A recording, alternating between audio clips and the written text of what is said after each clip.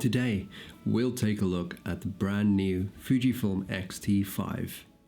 Hot off the press, the X-T5 is the replacement for 2020's X-T4, and it houses the same sensor fitted in the X-H2, so you can expect the same incredible results you'd find in the H series.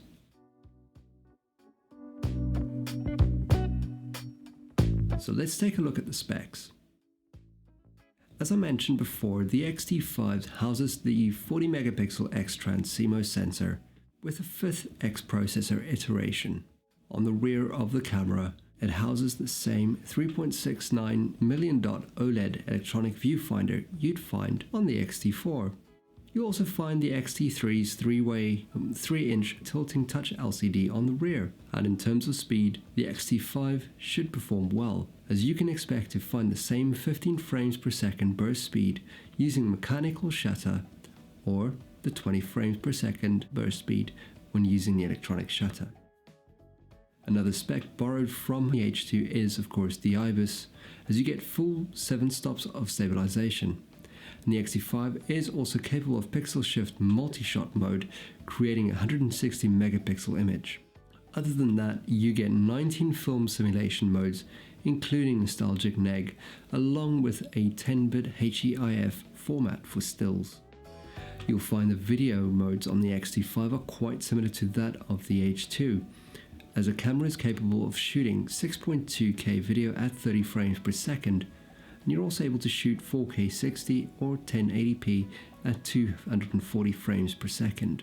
The camera can also record in 422 10-bit to take advantage of that better color and dynamic range when used in a professional editor such as DaVinci Resolve. External monitors can be connected utilizing the micro HDMI port, and audio can be recorded and monitored by the microphone and headphone ports respectively. The camera also features dual UHS 2 card slots and uses the same battery as the X-T4. And in terms of design, you'll find all the familiarities from the H2 and X-T4. So if you're already a Fujifilm shooter, the dials and buttons are located exactly where you expect them to be placed. And as for the menu, nothing really feels unfamiliar either. Fujifilm always had a fantastic menu layout, making it easier to find the options you're after and allowing you to get back to the action just a little bit quicker.